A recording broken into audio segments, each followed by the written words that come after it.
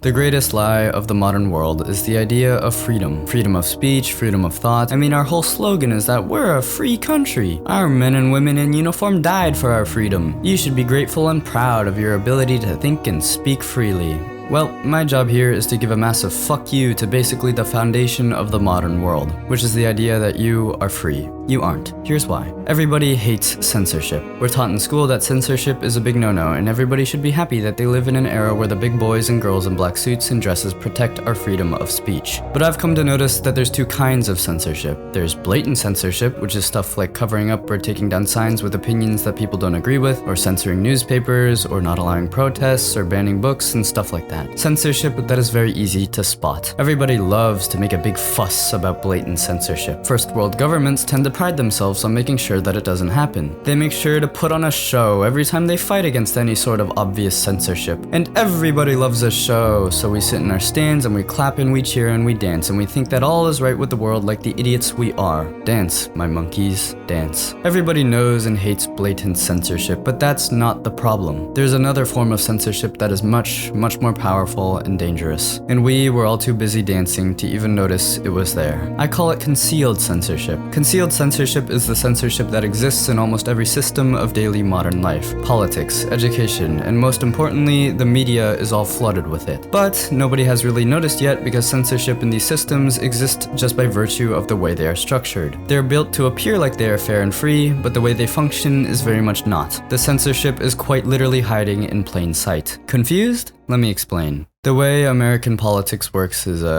stupid? Einstein once said, if you can't explain it simply, you don't understand it well enough. So let me explain it simply. Once upon a time, a red elephant and a blue fucking donkey really didn't like each other. They had different values and they loved to argue. Loudly.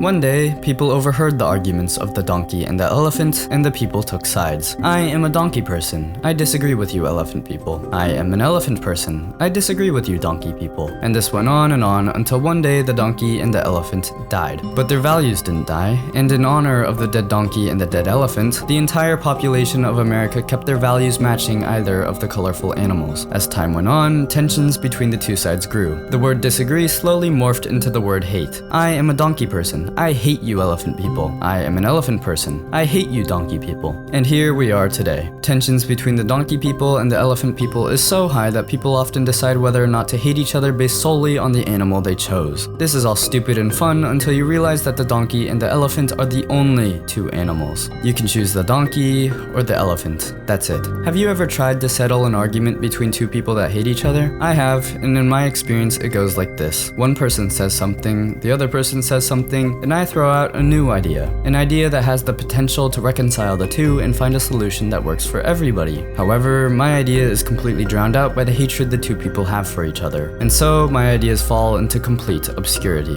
This is not unlike the way our political system works. The elephant and the donkey hate each other so much that anybody with any ideas that don't fall in line with either of the two are left completely unheard. Our political structure systematically eradicated anybody with new ideas. This is what I mean by concealed censorship.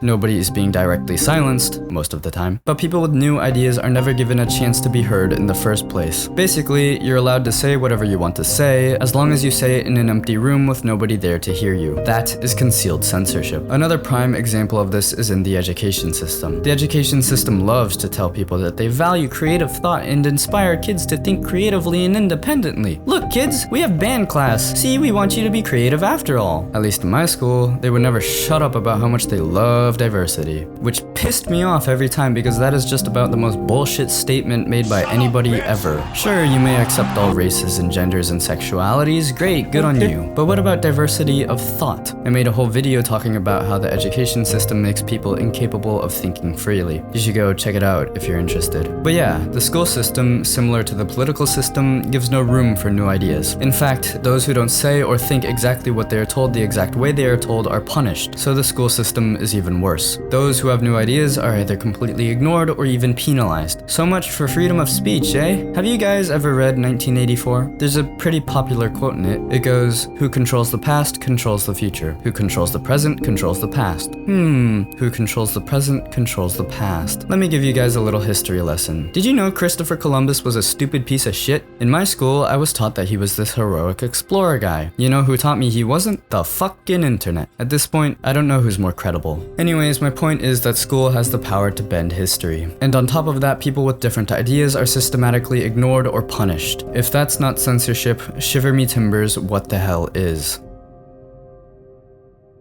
By far the most evil place containing censorship in my opinion is social media. If I'm being honest, school and politics weren't necessarily meant to promote new ideas. School is meant to teach children the necessary skills needed to be a functioning adult, which they fucking suck at, and politics arguably aren't meant for new ideas either, I guess. Although it definitely should be. Politics is more of a giant playground for old people. However, social media is meant to promote new ideas. It's basically the only place where anybody can have a voice, which is why the fact that it's flooded with censorship is so evil. Just like with politics and education, popular ideas are promoted to high hell. I mean shit, I've seen the same opinions and ideas a billion times by now, and every time it's hailed as something so powerful and revolutionary. Yet the unpopular ideas, which are actually powerful and revolutionary, never see the light of day. It's the same thing. You're allowed to say whatever you want as long as you say it in an empty room with nobody there to hear you. Allowing people to speak about their new ideas but giving nobody the chance to even hear it is not freedom of speech. And I don't mean you have to listen and follow every new idea. You have the right to think anything is stupid and wrong. But people should at least be given the chance to hear these new ideas, and they are not. On social media, what's popular and what falls into obscurity is decided entirely by algorithms. People aren't given the chance to choose the ideas they want other people to see, it's simply left to the algorithms. Algorithms decide what people see, and in an age where critical thinking is a fucking joke, that means that algorithms basically have the power to alter what people think. But possibly the most sinister parts of social media are found in the people that run it. The people who run big social media companies often say that the only opinions they will ban are the ones that spread hate. But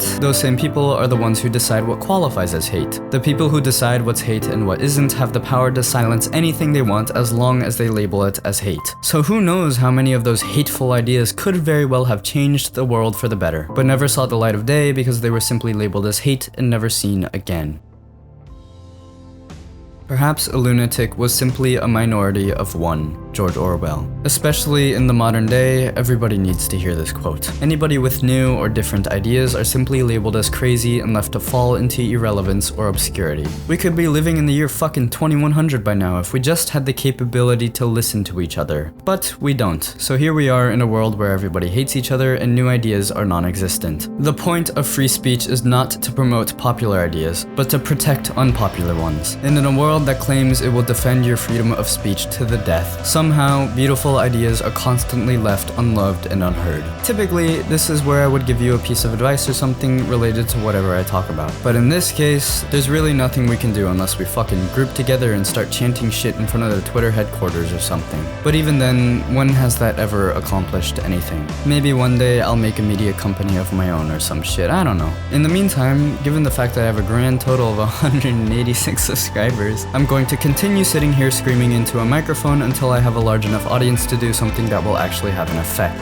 So, if you, like me, think that the world is fucked and needs to change, subscribe. I can't really do anything at the moment given the size of the platform I have, but one day, given that I'm fucking delusional, I dream of changing the world for the better. So if you subscribe or like or comment, you're bringing the world one step closer to changing for the better. I know I'm shamelessly begging for subscribers and likes, but please do subscribe and like. It would mean the world to me. Anyways, that's all for today. Remember, we're all going to die anyway, so you might as well chase your dreams.